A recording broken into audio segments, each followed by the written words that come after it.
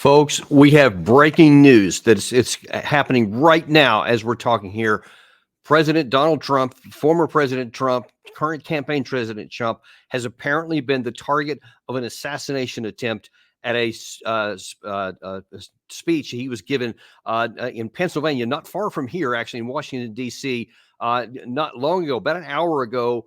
He was on the stage. He was giving his speech. Apparently, he had just barely started, about 6 minutes in, when all of a sudden a number of shots rang out, and the president reached his hand up, and apparently you could see him twitch that apparently he had been hit. I'm going to show you a little bit of the video we have right now. I just want to point out this is breaking news. There is so much chaos, not a lot of information. We don't have a lot of the facts, but I'm going to tell you what we know right now.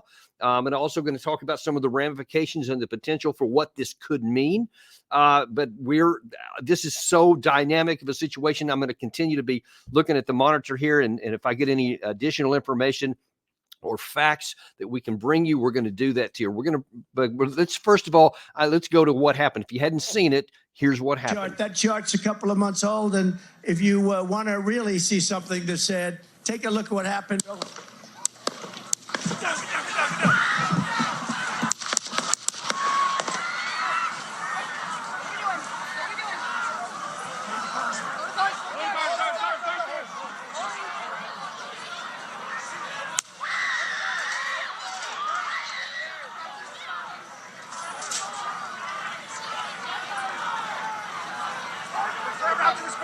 Move it there. Hold. When you're ready. On you. Ready.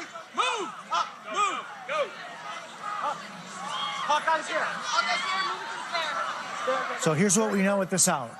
What sounds like shots rang out.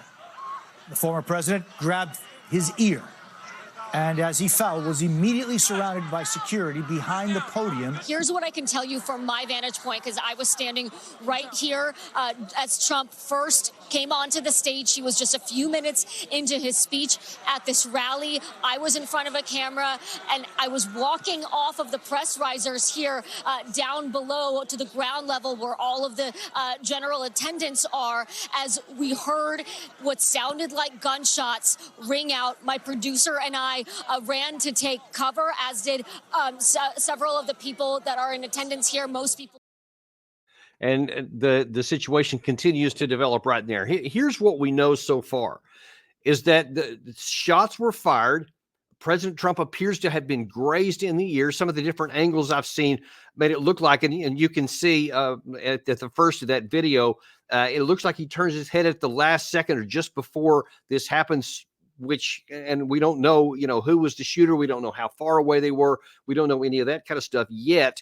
But it looks like that just barely, by the grace of God, was he not taken out. I mean, you can see. I'm actually going to show the first part of that clip one more time, and just notice how he turns his head right before the chart. That chart's a couple of months old, and if you want to really see something that's said, take a look at what happened.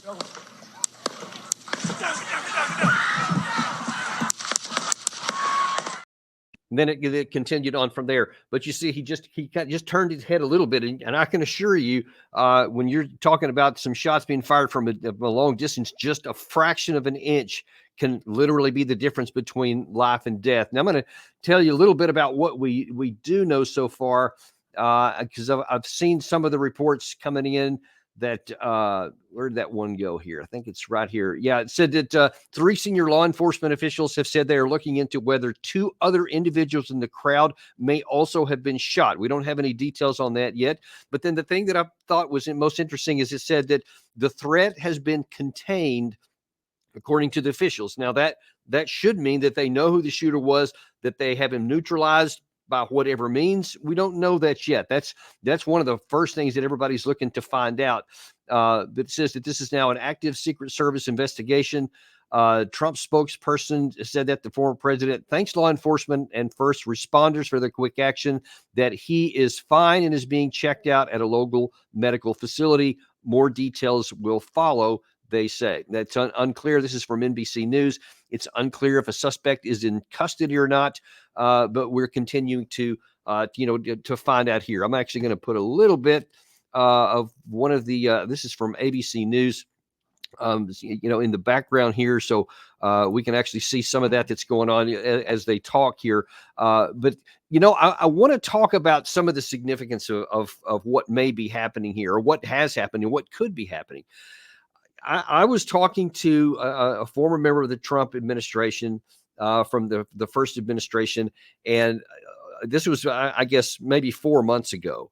And there was some concern among his senior leaders, even at that time, that they were concerned that he might be the target of an assassination attempt as the campaign season continued to go forward.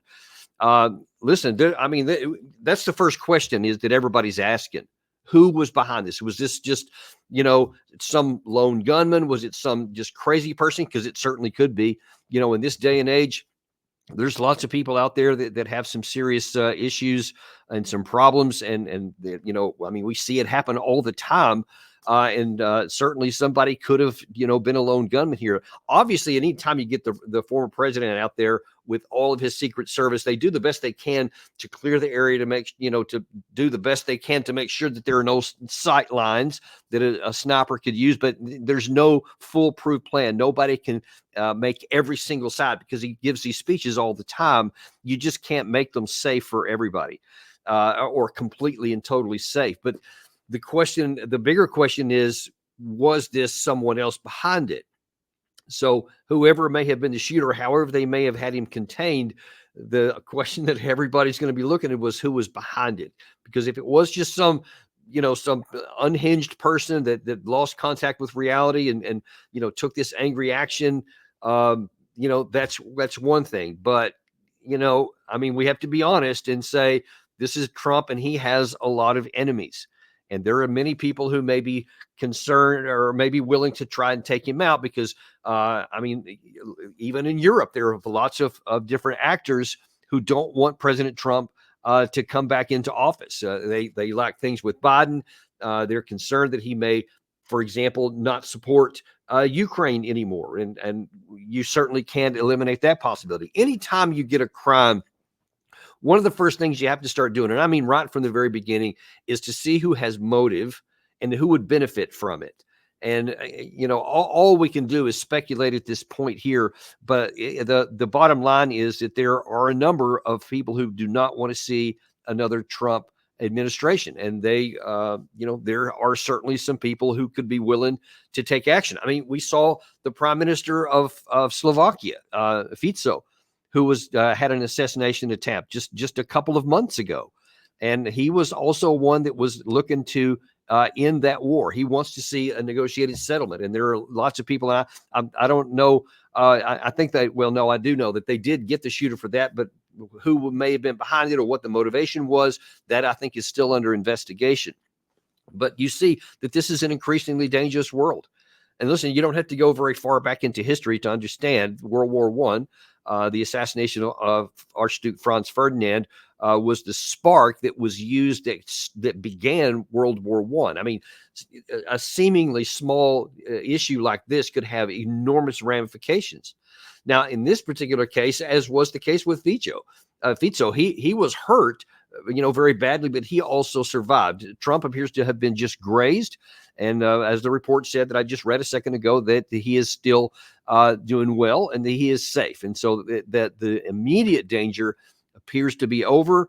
And I'm going to still check again here. I'm going to look at some different sources on my monitor here to find out if there's any other information I can get at all on whether or not the shooter was apprehended and why they seem so confident that the situation is contained, because that's what, we're going to want to find out, because, the $1,000 million question right now is who did this and what was their motivation. But I want to look for a second at what kind of an impact could this have on the campaign here. Because look, on the first point of it, you could see on that stage in the last part of that clip I showed you a second ago when he came up, and of course he's given that enthusiastic, a fist bump up in the air to say, "Hey, I'm okay." And you saw all the people behind him just jump up and start celebrating. They were so happy that he was okay.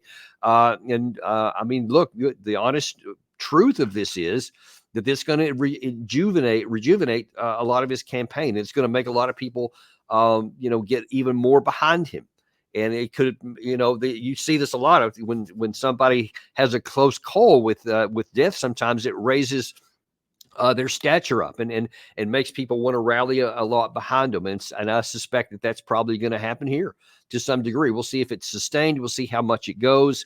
But the most important thing right now is that the former president is safe, and he was not seriously injured. Apparently, from what's being reported, you can see him going down there. I mean, it's just hard to imagine how close a bullet would have to come to graze across the ear and cause a little bit of blood like that, and it not be a fatal shot. So it looks like, for the grace of God, he is going to be okay. But then let's look a little bit further at that. So they get some rejuvenation in his support. People start saying, hey, this is the guy that we want to go. But then the other part of that, the other thing that also may happen is, especially among his ardent supporters, is they're going to be looking for a conspiracy everywhere. And they're going to be looking to blame a lot of people. And look, there's already very, very low trust in the government right now. And so I think that everybody has to be very, very careful not to be jumping to any conclusions, not to be listening to a lot of innuendo or rumors. And I'm sure that those are already flying all over the internet. I'm not even going to speculate on who it may have been or anything like that, because there's just so little information. It would be pure speculation on my part at this point. But that's not going to stop some people.